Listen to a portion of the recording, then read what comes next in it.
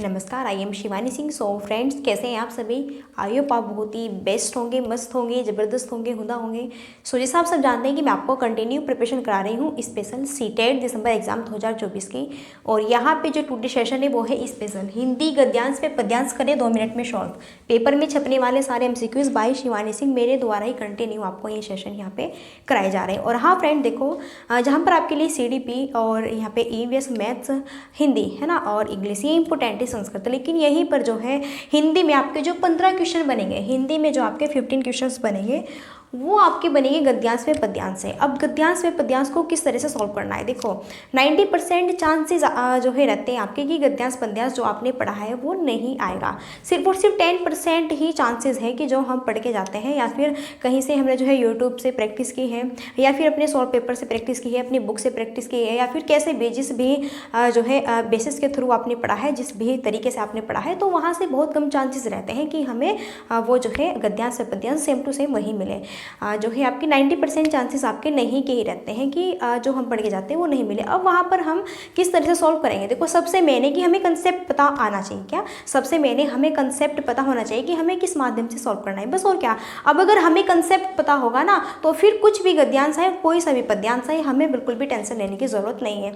तो चलिए फिर पहले तो हम स्टार्ट करते हैं अपने बहुत ही बेहतरीन से सेशन को, और फिर यहाँ पर हम देखते हैं कि इसमें क्या क्या एक पॉइंट छिपे हुए हैं, किस किस चीज़ की बात की गई है। चलो, और बहुत ही बेहतरीन सेशन होगा, बिल्कुल ज़बरदस्त मस्त वाला। निर्देश प्रश्न संख्या 1 से 8 निम्नलिखित गद्यांश को ध्यान से पढ़िए और अंत में दिए गए प्रश्नों के सही उत्तर विकल्पों से चुनकर आपको देने। देखो यहाँ पे जो है 1 से 8 यानी कि क्वेश्चन 1 से लेके 8 तक के जो आपको सही आंसर चूज करने हैं ना, वो सभी आपको ये गद्यांश को पढ़ना है और फिर सारे जो है आपको सही से आंसर चूज करने हैं। चलो यहाँ पर देखते हैं, हम अब गद्यांश को पढ़ते हैं। हर इंसान अपनी ज़िंदगी में कुछ न कुछ बनना चाहता है और ज़िंदगी के लक्ष्य को पाना एक सपने की तरह होता है। चूँकि हम मनुष्य का कुछ न कुछ बनने का सपना होता है, हम अपने सपने को साकार रूप प्रदान करने के लिए उसे अपना आधार और लक्ष्य बना लेते हैं।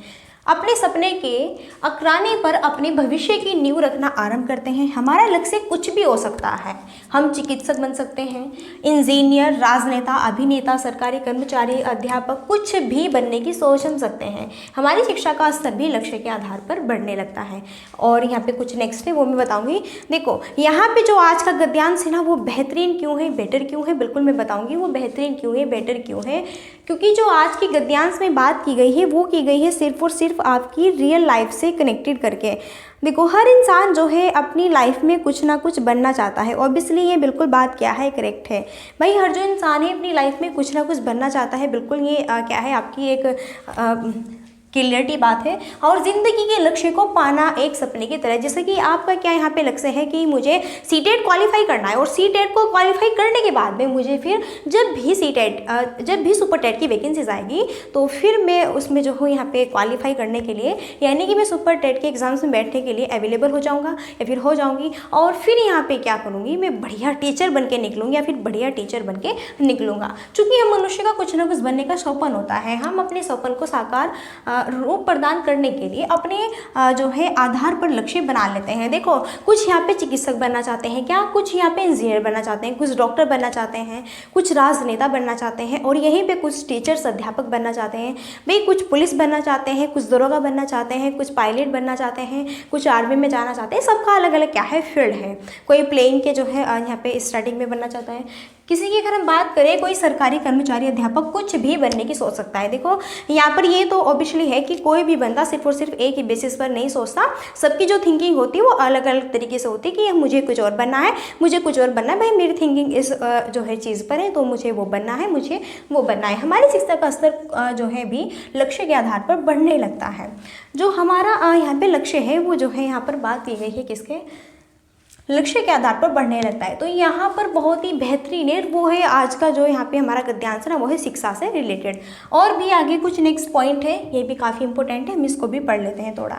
शिक्षा एक ऐसा माध्यम है, शिक्षा एजुकेशन, बिल्कुल शिक्षा एक ऐसा माध्यम है जो लक्ष्य तक पहुँचने का मार्ग है। देखो सिर्फ और सिर्फ एकमात्र शिक्षा ही ऐसा क्या है माध्यम है कि आप अपने लक्ष्य को प्राप्त कर सकते हैं। मानो कि आप क्या है, भिखारी है, बिल्कुल क्या है, आप भिखारी है, आप बहुत ही गरीब घर में पैदा हुए हैं, लेकिन अगर आप एजुकेशन इतनी बेहतरीन तरीके से करेंगे, अगर आप शिक्षा को इतनी बेहतरीन तरीके से अपनाएंगे और शिक्षा के बल पर आप प्राइम मिनिस्टर या फिर चीफ मिनिस्टर या फिर जो है यहाँ पे बड़े से बड़े अधिकारी IAS PCS जो है यहाँ पे SCA या फिर दरोगा पुलिस में, या फिर यहाँ पे बेहतरीन टीचर प्रोफेसर कुछ भी बन सकते हैं। वो सिर्फ और सिर्फ किस बेसिस पर, किसके, पढ़ाई के, एजुकेशन के बेसिस पर। भले ही आपका जन्म गरीब परिवार में हुआ है, लेकिन जन्म ही तो गरीब परिवार में हुआ है भाई, मरना तो हमारा गरीब परिवार में नहीं लिखा ना।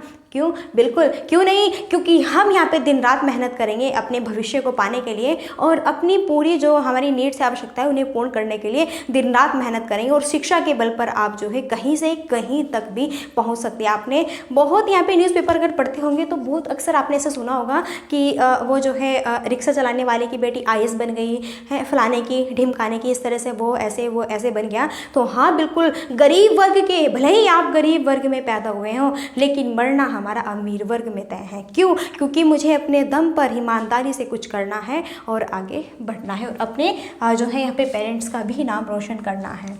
यह मनुष्य के जीवन में बहुमूल्य रत्न के समान है जो किसी के द्वारा चुराए गए मिटाए। देखो भाई, सारी चीज़ आप चुरा सकते हो क्या? आप जो है सबकी सारी चीज़ चुरा सकते हो। आपने किसी का फ़ोन चुरा लिया, आपने किसी का घर भी चुरा लिया, आपने किसी की ज़मीन भी खरीद ली, आपने किसी की यहाँ पे कहें पैसा, कुछ भी, कपड़े वपड़े, सारी चीज़, बर्तन वर्तन, सब चीज़ आपने चुरा ली। लेकिन शिक्षा एकमात्र ऐसा माध्यम है जिसे आप कभी भी चुरा नहीं सकते।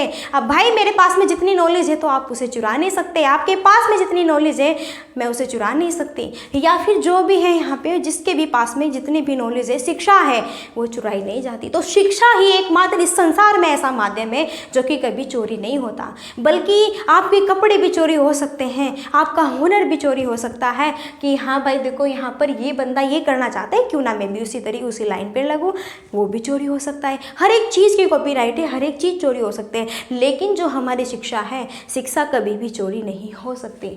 यक्ष द्वारा पूछे गए प्रश्न कि विदेश में मनुष्य का साथी कौन होता है, यक्ष ने क्वेश्चन किया। किसने? यक्ष ने क्वेश्चन किया कि यहाँ पे विदेश में मनुष्य का साथी कौन होता है। देखो हम विदेश गए, हम भारत के रहने वाले, लेकिन हम कहाँ पर गए? विदेश में। तो वहाँ पर जो है हमारा दोस्त कौन होगा? कौन? हमारी शिक्षा होगी। कौन होगा हमारे साथी? कौन होता है? शिक्षा होता है। कौन होता है?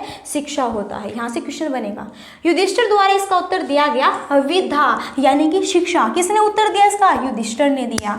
महाभारत में युधिष्ठिर और यक्ष के इस संवाद से स्पष्ट हो जाता है कि शिक्षा प्राचीन काल से मनुष्य के जीवन में महत्वपूर्ण रही है। प्राचीन काल से ही, पहले से ही, बहुत पहले से, जब से क्या है ये जीवन संभव है, जब से ये जीवन क्या है संभव है, जब से मानव जो है यहाँ पर इस धरती पर जन्मा है, तब से ही जो एजुकेशन है बहुत क्या है बेहतरीन है, बेटर है। आज के टाइम में वो शिक्षा नहीं है, फिर भी आज के टाइम में वो शिक्षा नहीं है जो कि हमारी होनी चाहिए थी।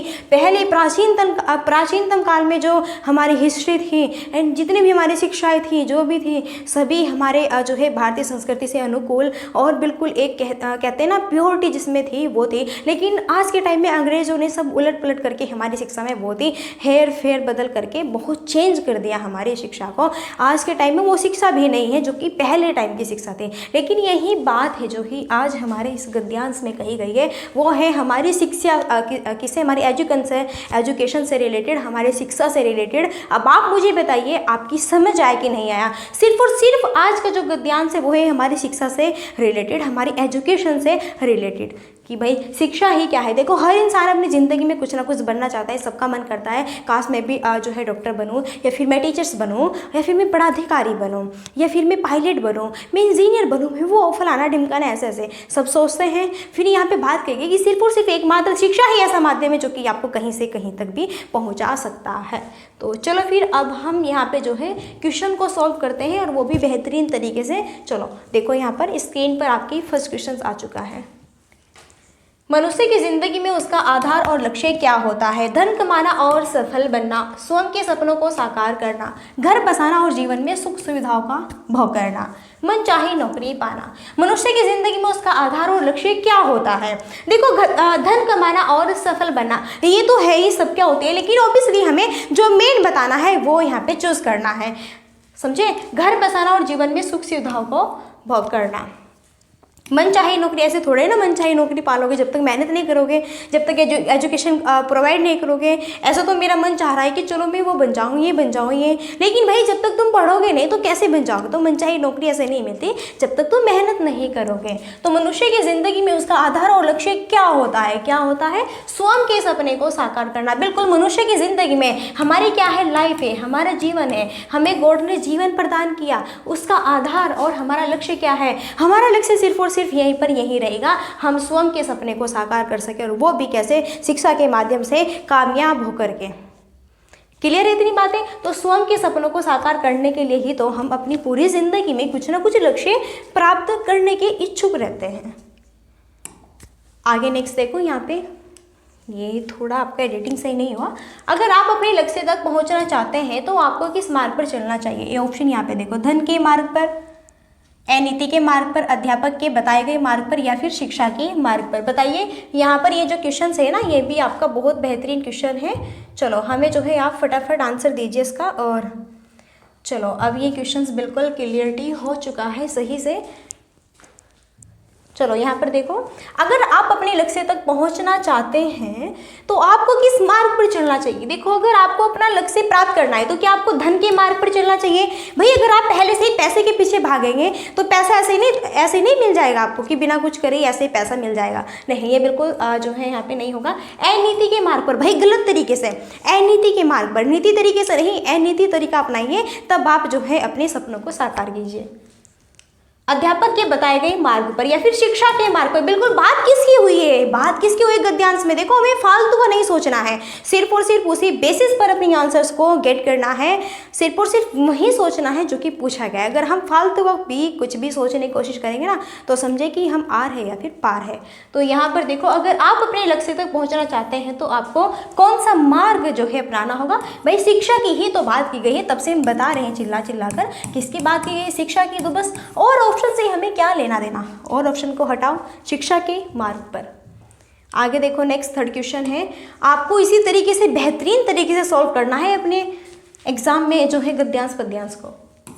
नीचे दी गई गद्यांश में अपने बात को साबित करने के लिए लेखक ने क्या उदाहरण दिए हैं? शिक्षा के सबल पक्ष का उदाहरण रखता है, महाभारत में यक्ष और युधिष्ठिर के संवाद को देता है, सपनों का उदाहरण रखता है, भविष्य का उदाहरण रखता है।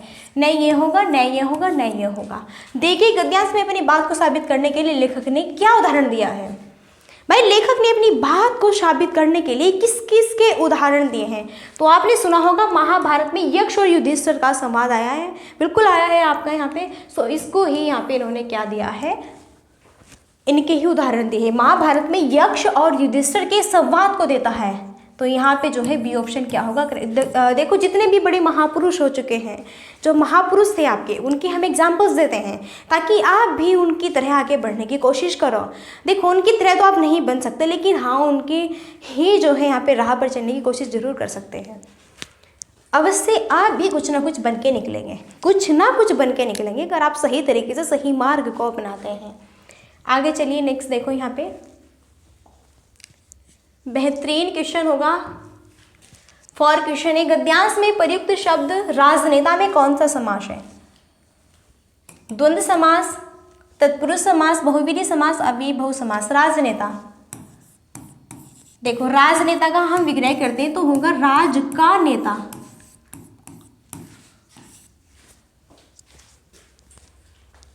अब यहाँ पर देखो, राज का नेता, हमने राजनेता का विग्रह किया, क्या निकला? राज का नेता। क्या क्या है? का क्या है आपका? ये यहाँ पे कारक चिन्ह है।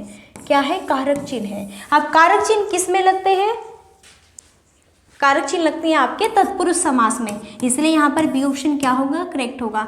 द्वंद्व समास आपका वो होता है जिसमें योजक चिन्ह लगता है बीच में, और जिसकी दोनों की हमारे लिए जीवन में उतनी इंपॉर्टेंस होती है जैसे कि हमारे माता पिता, वो होता है द्वंद्व समास, माता पिता, और ये योजक चिन्ह भी याद रखना है।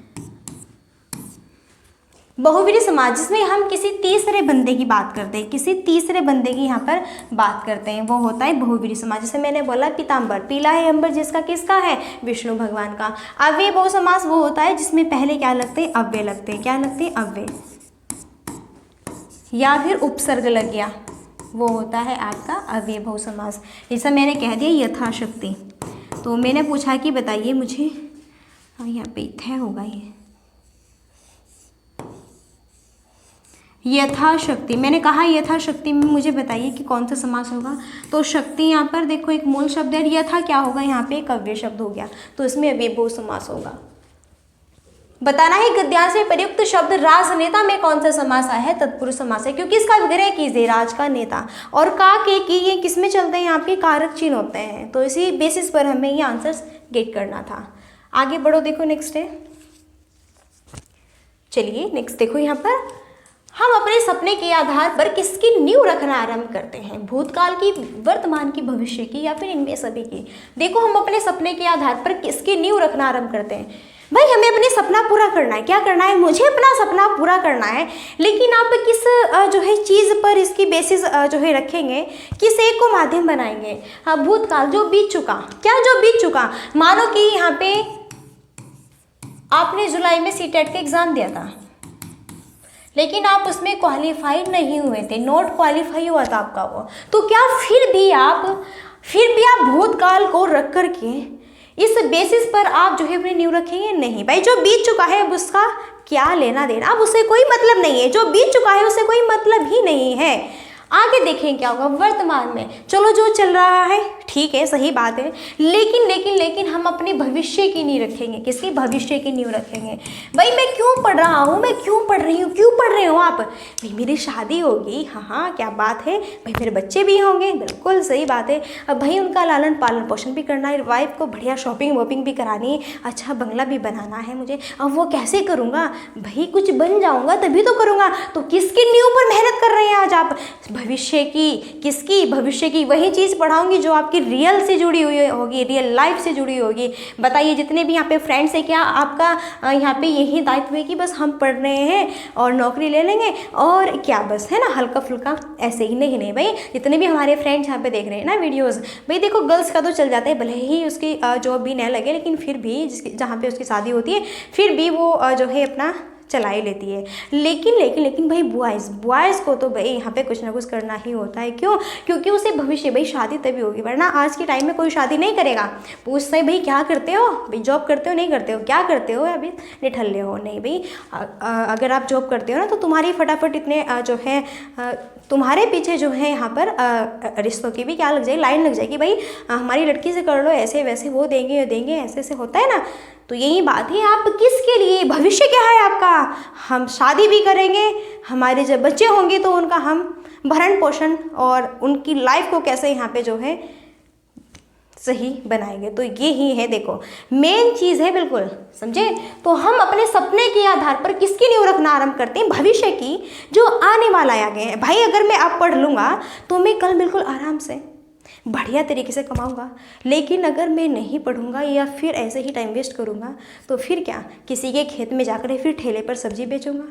समझे? चलो समझ आ गया होगा। आगे बढ़ते हैं नेक्स्ट। चलिए, युधिष्ठिर के अनुसार विदेश में मनुष्य का साथी कौन होता है? धन है, विद्या है, बल है, दोस्त। देखो मैंने बताया था युधिष्ठिर के अकॉर्डिंग विदेश में मनुष्य का साथी कौन होता है? भाई धन, बल, दोस्त नहीं, विद्या। कौन होती है? विद्या, यानी कि शिक्षा होती है। मानो कि आप अमेरिका गए, कहीं पर भी गए, लेकिन आप शिक्षा के मामले में इतने क्या है, अव्वल है कि आप कहीं भी चले जाए, हर एक चीज़ में आप क्या रहेंगे, बिल्कुल मस्त जो है रहेंगे और निखरेंगे भी। भले ही आप विदेश में कहीं पे पहुंच जाओ। क्यों? क्योंकि आपके पास में क्या चीज़ है, भले ही आपके पास में पैसा ना हो, लेकिन जिसके पास में विद्या है, शिक्षा है, वो कहीं पर भी मार नहीं खाता। समझे? तो सही आंसर क्या होगा? ऑप्शन बी होगा। चलो आगे बढ़ते हैं। नेक्स्ट देखो, आपकी स्क्रीन पर नेक्स्ट 7 क्वेश्चन आ चुका है, जो कि बहुत बेहतरीन है। बिल्कुल आपको हरदम मोटिवेट रहना है, मोटिवेट होकर ही आपको हरदम पढ़ना है, तभी हम अपने सीटेट को बिल्कुल इसके सीटेट के पेपर में जो है इसके हम जो है कॉपड़ी में छेद करके आएंगे। बिल्कुल आप बिल्कुल घबराओ मत इसमें, देखो ठीक है, सही से सारी चीज़ें हो जाएगी। नेक्स्ट है, हमारे जीवन में शिक्षा व्यवस्था की महत्वपूर्ण भूमिका किस समय से रही है? सन 2009 से, मुगल शासन के काल से, गुरु द्रोणाचार्य के समय से, फिर प्राचीन काल से है। देखो हमारे जीवन में शिक्षा व्यवस्था की महत्वपूर्ण भूमिका किस समय से रही भाई। अगर हम यहाँ पे शिक्षा व्यवस्था की बात करें तो यहाँ पे जब आपको प्राचीन काल, ये नहीं कि भाई क्या 2009 से स्टार्ट हुई, क्या भाई, क्या थोड़ा कॉमन सेंस लगे, क्या थोड़ा तो क्या लेखक जी थोड़ा तो ऑप्शन सही बना देते, आप गलत हो क्या। मुगल शासन काल से नहीं भाई, अब गुरु द्रोणाचार्य की नहीं, बल्कि प्राचीन काल से, जब से इस धरती पर मानव का जन्म हुआ है तब से ही शिक्षा व्यवस्था क्या है आपके लिए इम्पोर्टेंस है भाई। ये मत समझो आप कि आज के टाइम में शिक्षा इंपॉर्टेंस है भाई, पहले टाइम्स के आपके जो दादू होंगे, दादू के भी जो दादू होंगे यहाँ पे, उनके जो है यहाँ पे पापा होंगे, तो आपने देखा होगा वो जो है पुराने टाइम पे भी गवर्नमेंट जॉब है, बिल्कुल है। सो वो क्या है, प्राचीन काल से ही शिक्षा क्या है, व्यवस्था आपकी इंपॉर्टेंस है और चल रही है। नेक्स्ट देखो, निम्नलिखित में से क्या मनुष्य के जीवन में बहुमूल्य रत्न के समान है जो किसी के द्वारा चुराए व मिटाया नहीं जा सकता। शिक्षा है, संपन्नता है, सोपन है, पारिवारिक प्रेम है। बिल्कुल, आप क्या चीज़ नहीं चुरा सकते किसी की, यहाँ पर ये बताना है। संपन्नता, आप किसी की खुशी भी चुरा लोगे, आप किसी का इतना बुरा कर दोगे कि भले ही आज उसके जीवन में खुशी है, आप उसके जीवन को क्या बना दोगे, नर्क भी बना दोगे। आप उसके जीवन को संपन्नता से यहाँ पे क्या बना दोगे, दुखद पूर्ण भी बना दोगे। तो आप उसकी खुशी भी छीन सकते हैं, बिल्कुल आप किसी की खुशी छीन सकते हैं, सही बात है, छीन सकते हैं, सही बात है। सोपन ये भी नहीं होगा। या फिर पारिवारिक प्रेम, भाई मानो कि मेरा फ्रेंड जो है, एक लड़की है, उसे बहुत क्या करता है, या फिर यहाँ पे जो है देखो, अगर यहाँ पे पारिवारिक प्रेम हो, है ना, देखो ऐसा होता है यहाँ पर कि आपके पेरेंट्स में भी, आप जो है 3-4 भाई है, आप कभी कभी ऐसा सोचते हैं कि मुझसे थोड़ा कम जो है यहाँ पे प्यार व्यार करते हैं मेरे जो है पेरेंट्स। या फिर यहाँ पर मैंने जो एक एग्जाम्पल दिया था कि आपका एक दोस्त है, वो जो है एक क्या है, लड़की, सुंदर सी लड़की है, भाई आप भी उससे जो है यहाँ पे लव करते हैं, लेकिन यहीं पर आप के जो फ्रेंड्स है वो भी उससे करते, तो आपसे छीनना चाहता है, तो ये भी ऑब्वियसली बात हो जाती है। लेकिन क्या चीज़ हम नहीं छीन सकते, छीन ले भाई तू पारिवारिक प्रेम, भाई तू प्यार भी छीन ले, कोई मतलब नहीं, तो भाई खुशी भी छीन ले, लेकिन आओ तो मेरे पास में आ, मेरी शिक्षा छीन के दिखा, मेरे पास में आओ, मेरी शिक्षा को छीन के दिखाओ जिसमें दम है। बिल्कुल नहीं छीन सकते, तुम कुछ नहीं कर सकते, क्योंकि भले ही तुम भाई मेरा जो है प्रेम छीन लो, कोई बात नहीं, जाओ सोपन छीन लो, और भाई जो है तुम मेरी संपन्नता, मेरी खुशी, मेरा जो है यहाँ पे जो भी मेरा करा हुआ है सब चीज़ छीन लो, लेकिन तुम मेरी शिक्षा नहीं छीन सकते जो मेरे अंदर मुझे ईश्वर ने दी और मैंने अपनी मेहनत से प्राप्त की है। चलो, तो यहाँ भी ये बहुत ही बेहतरीन सा गद्यांश था जो कि हमने सॉल्व किया। अब आपके सामने बहुत ही बेटर सा क्या है, एक पद्यांश है। आइए फिर आपका फिर से वेलकम है आपके अपने यूट्यूब चैनल एग्जामिनेशन हब पर। एक बार यहाँ पे फिर से जो है हम बेहतरीन तरीके से अपने अब पढ़ेंगे पद्यांश को। चलो, निर्देश प्रश्न संख्या 9 से 13। चलो उधर से ही हम यहाँ पे जो है पेन कॉल लेते हैं। निर्देश प्रश्न संख्या 9 से 13, नीचे दिए गए पद्यांश को पढ़कर पूछे गए प्रश्नों के सबसे उपयुक्त उत्तर वाले विकल्प को चूज करना है।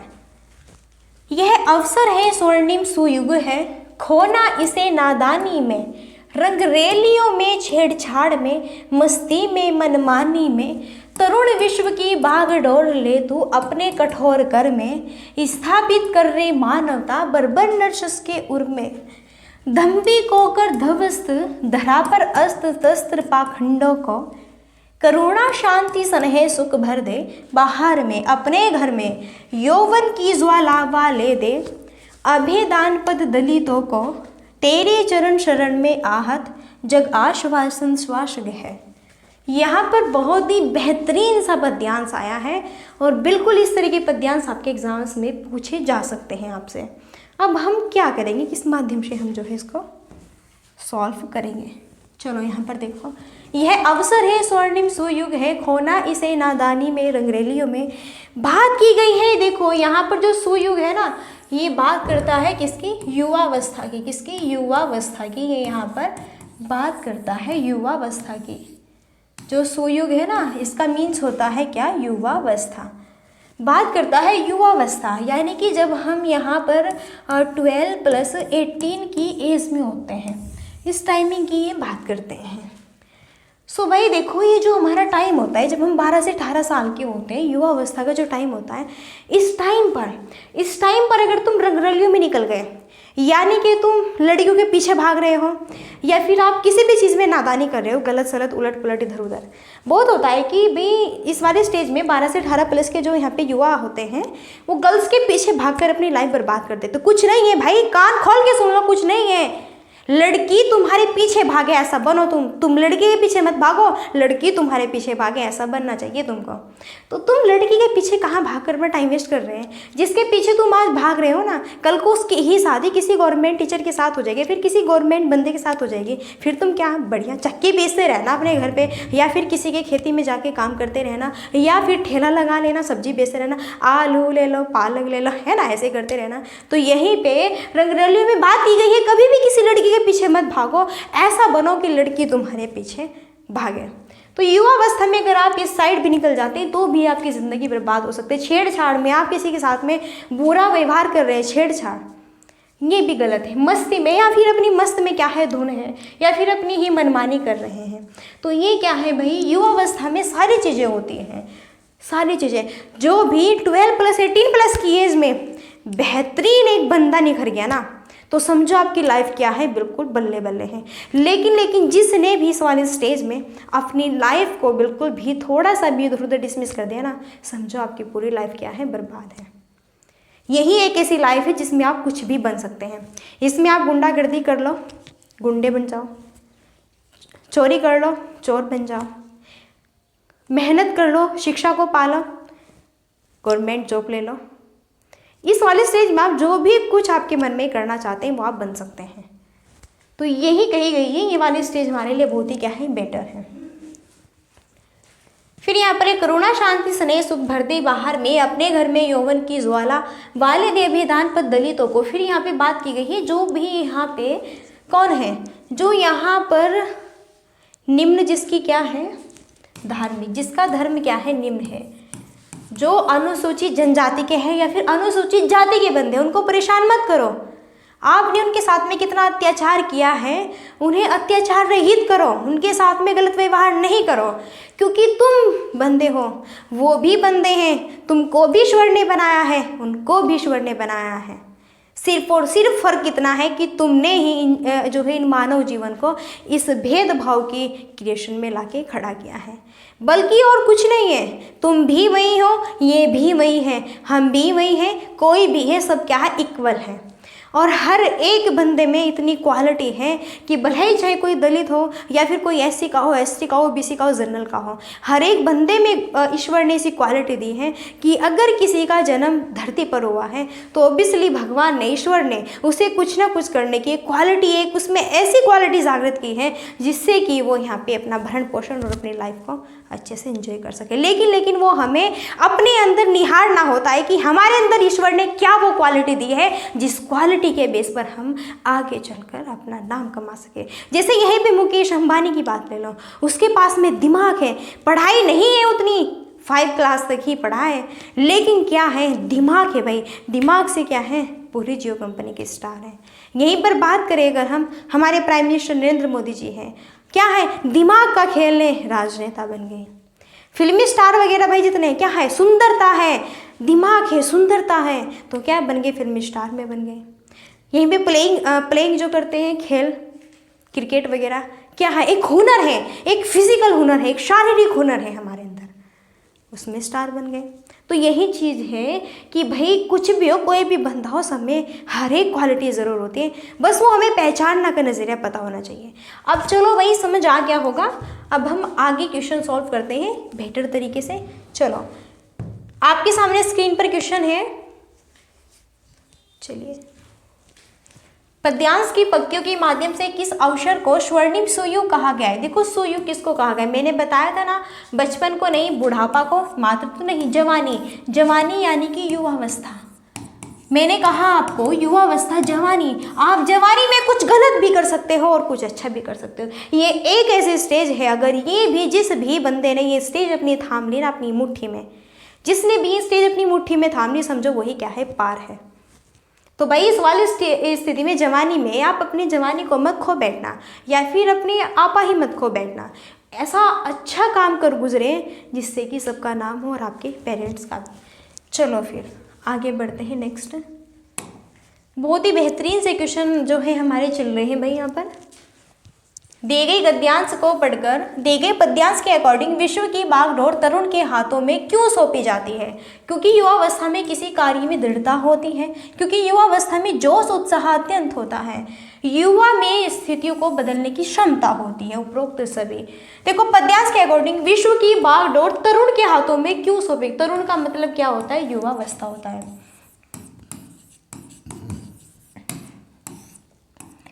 देखो युवावस्था में हमारी जो है बागडोर हमारे हाथों में क्यों सौंपी गई है? क्योंकि मैंने आपको बताया ना, यहाँ पर मैंने क्या बताया आपको, क्योंकि युवावस्था में किसी कार्य में दृढ़ता होती है। सही बात है। इस जो है स्टेज में 12 से 12 से 18 प्लस के एज में जब आप होते हैं तो आप बहुत उत्साहित होकर मोटिवेटेड होके जो है कुछ कर गुजरने की आप में एक उत्साहिकता होती है, और इस टाइम पे आप कुछ भी बन सकते हैं। जो भी आपका मन है, जो आप बनना चाहते हैं, आप बिल्कुल ऑब्वियसली बन सकते हैं, क्योंकि इसमें हम जो है पूरे जोश उत्साह बहुत अत्यंत होता है, बेहतरीन होता है, क्योंकि भाई हष्ट पुष्ट होते हैं, पर्सनैलिटी हष्ट पुष्ट होती है, माइंड भी बिल्कुल हष्ट पुष्ट होता है, कोई भी त्रुटि क्रिएट नहीं होती है।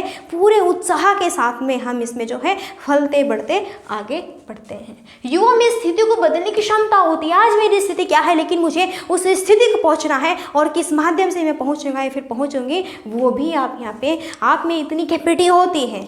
तो सही आंसर ऑप्शन डी होगा, ऑल ऑफ दीज। चलो आगे देखो नेक्स्ट।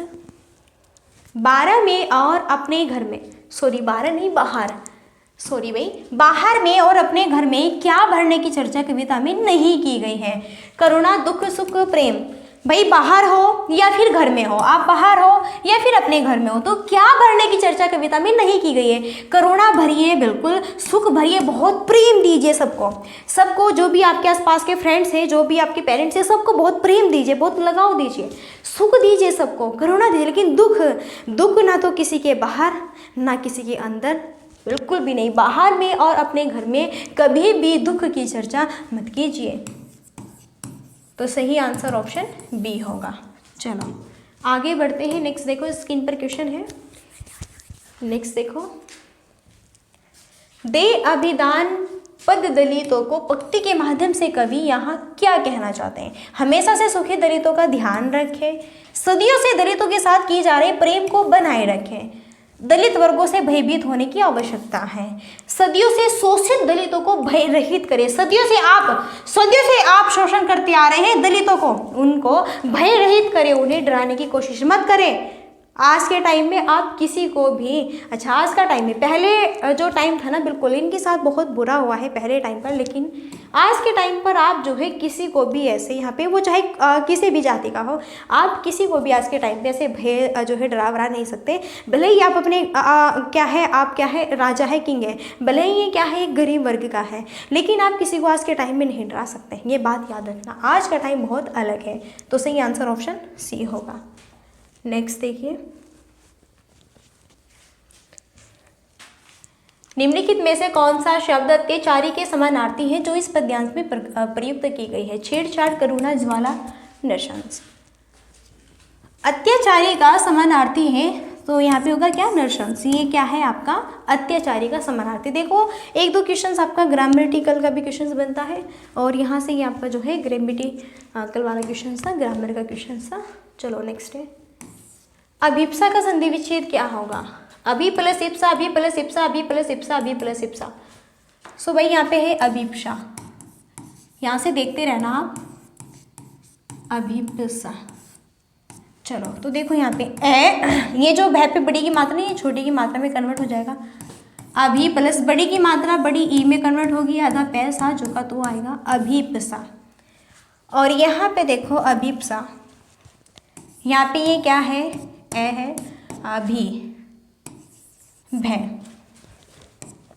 इसमें छोटी की है, इसमें बड़ी ई है, प्लस क्या है? प्सा है।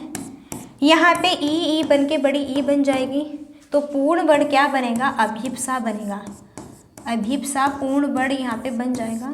यहाँ पर कौन सी जो है आपकी संधि है? कौन सी संधि है? दीर्घ संधि है। कौन सी संधि है? दीर्घ संधि है। क्यों है दीर्घ संधि? क्योंकि ई क्या है? ये भी आपका ई एक ही इसमें है स्वर है, आई भी एक ही स्वर है दोनों। तो जब दोनों यहाँ पे मिलते हैं तो बड़ी ई में कन्वर्ट हो जाते हैं। सो ये क्या होगा इसमें, इसलिए दीर्घ संधि। देखो यहाँ पे मैंने आपको अभिप्सा में संधि बता दी, दीर्घ संधि होगा और इसका विच्छेद होगा क्या भाई, अभी प्लस इप्सा होगा। सो सी ऑप्शन यहाँ पे करेक्ट हो जाना है। चलो भाई समझ आ गया होगा ना। अब हम आगे बढ़ते हैं और बस ये जो है नेक्स्ट और लास्ट क्वेश्चन है आपका इस सेशन का। यहाँ पर देखो, शब्द कमलेश के संबंध में निम्नलिखित में से क्या सकते हैं। कमल के जैसा सम्मान, कमल के जैसी बुद्धि, कमल के जैसा इश्क, कमल के समान अक्षर। शब्द कमलेश के संबंध में क्या अर्थ होगा, ये होगा कमल के समान अक्षर है। कमलेश में क्या सत्य है भाई, यह है कमल के समान अक्षर। ठीक है, तो चलो यहाँ पे ये 15 क्वेश्चंस थे हमारे जो कि हमने सॉल्व किए। अब भाई आपके सामने यहाँ पे कुछ क्वेरी है, बिल्कुल आप जानते हैं, देखो लास्ट में हमारी एक क्वेरी रहती है। अगर आपको सेशन अच्छा लगता है तो सेशन को लाइक कीजिएगा, कमेंट्स आप कर सकते हैं, शेयर आप कर सकते हैं और हाँ सब्सक्राइब कर लेना। जो ये रेड बटन है ना इसको ब्लैक करके और यहाँ पे जो है आप इसको घंटी ऑन कर देना, जिससे कि आपके सामने सबसे पहले आपके पास में आपके फ़ोन में हमारा जो है वीडियो का नोटिफिकेशन पहुँच जाए और भाई आप हमारी बढ़िया सी जो है वीडियो सुरीली सी आवाज़ सुन सकें। अपने आप ही मैं अपनी तारीफ़ कर रही हूँ, है ना। चलो कोई बात नहीं, तुम तो करते नहीं और क्या, अपने आप ही कर लो। यहाँ पर देखो ये एग्जामिनेशन हब चैनल मेरा ही चैनल है, ये लोगो दिया हुआ है, फटाफट इसको सब्सक्राइब कर लो। एंड यहाँ पे ये जो है मेरा व्हाट्सअप नंबर है, अगर आपका कोई भी क्वेश्चन है, कोई क्वेरी है, कोई डाउट्स है, आप मुझे मैसेज कर सकते हैं। अगर आपको फ्री में PDF चाहिए तो बिल्कुल आप जो है टेलीग्राम को भी ज्वाइन कर लेना, आपको नीचे डिस्क्रिप्शन बॉक्स में उसका लिंक प्रोवाइड कर दिया जाएगा। अब यहीं पर हम अपनी वाणी को विराम देते हैं। और देखो भाई अगर हमसे कोई भी त्रुटि या फिर बाय मिस्टेक कुछ भी गलत वर्ड्स या फिर कोई भी यहाँ पे गलती हुई तो बिल्कुल हम माफ़ी चाहते हैं। और अब हम मिलते हैं नेक्स्ट सेशन में। सो तब तक के लिए so thanks for watching, keep study and bye bye, take care.